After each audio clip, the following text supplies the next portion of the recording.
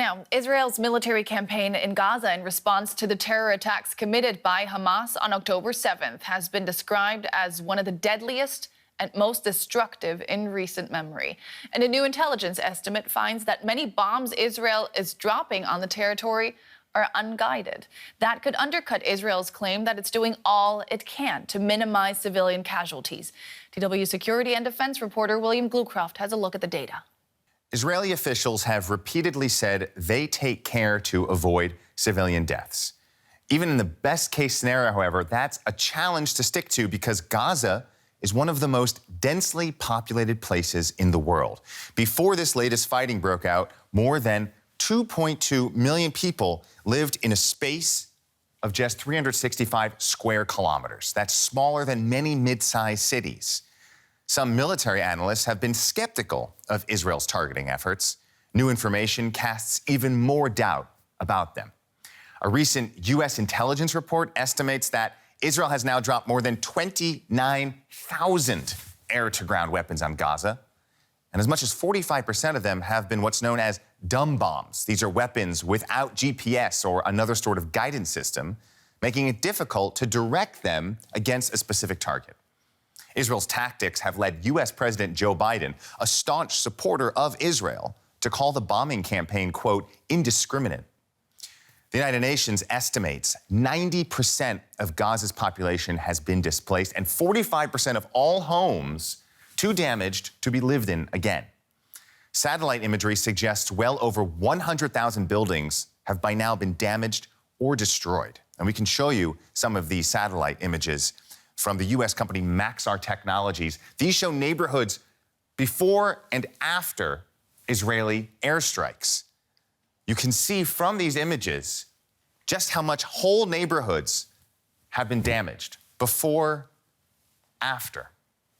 Now, the physical destruction gives us an idea of the human toll. Gaza's Hamas-run health ministry says more than 20,000 people have been killed so far, many of them civilians, and about 8,000 of them children. Many more, of course, have been injured or face secondary risks like hunger or disease. Conflict researchers say there is little recent precedent for this level of destruction and impact on non-combatants. Now, despite this level of destruction, Israel says it will keep it up until Hamas has been wiped out. For more, let's bring in military analyst Frank Ledwidge. He's a former British military intelligence officer and joins us now from Oxford. Frank, good to see you again. We just heard it there, 29,000 munitions, around half of them so-called dumb bombs. How does that fit into the Israeli military's claim that it is only targeting Hamas, not Gazans in general? Well, good afternoon, Nicole. I think it's worth mentioning that Western air forces, the US Air Force predominantly, also the British, German, French and others, pretty much have given up the use of what are called dumb bombs. We use only now precision-guided weapons. However, it's also worth pointing out, of course, that we haven't conducted operations of the intensity the Israelis have. Even Mosul doesn't really compare. And there are two constraints on Israeli operations in this respect. The first is the availability of weapons. So we've had 29,000 strikes, probably more bombs than that. Figures would tend to show the Israelis may be running out of precision kits to fit on the bombs, and it may well be a question of availability of ordnance. Now, that may or may not be the case. We don't know. I guess we will never know. But there's also another issue, and that's the delivery system. So it's not just the case that any aircraft can use precision-guided weapons.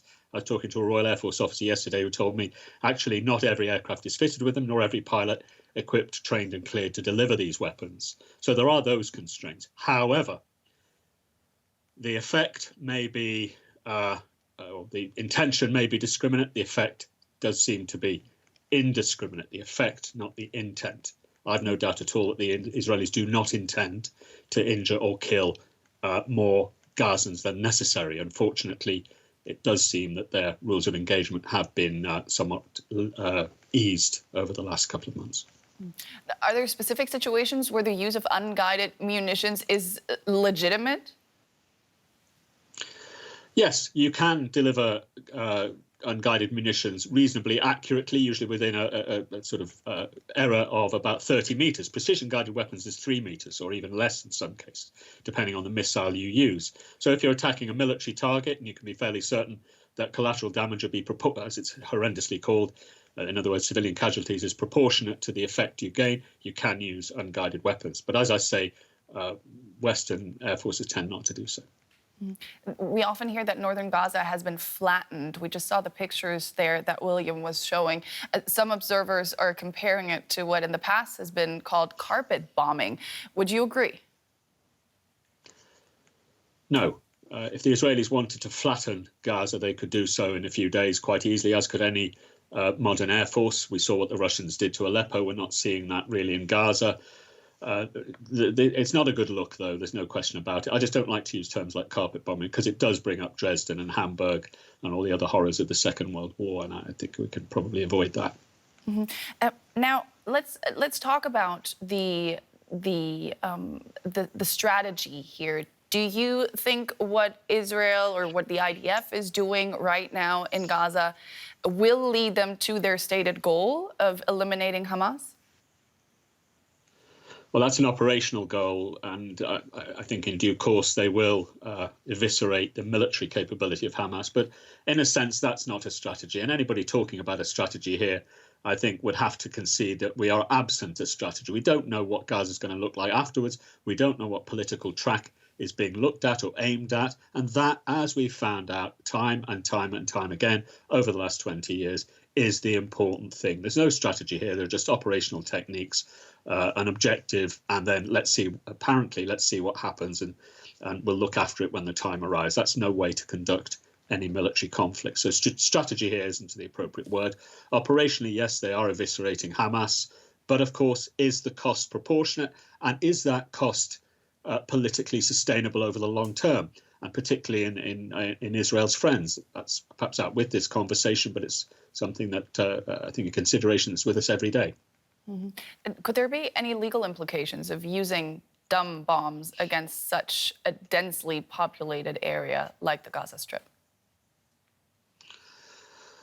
Well, as I say, I think there's no evidence that the Israelis are deliberately targeting civilians, which would be in violation of the discrimination principle of international humanitarian law. And by the way, I think it's worth mentioning it all the time that there is a bright white line to be drawn between the deliberate murder of non-combatant civilians, such as we saw on October the 7th, and what's happening now.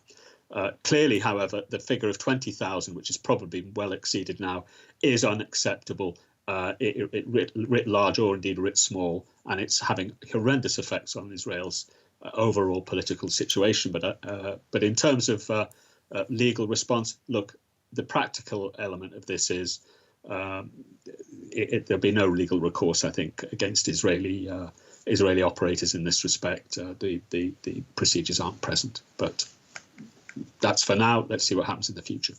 As military analyst Frank Ledwidge, thank you. Always great speaking to you. Thank you, Nicole.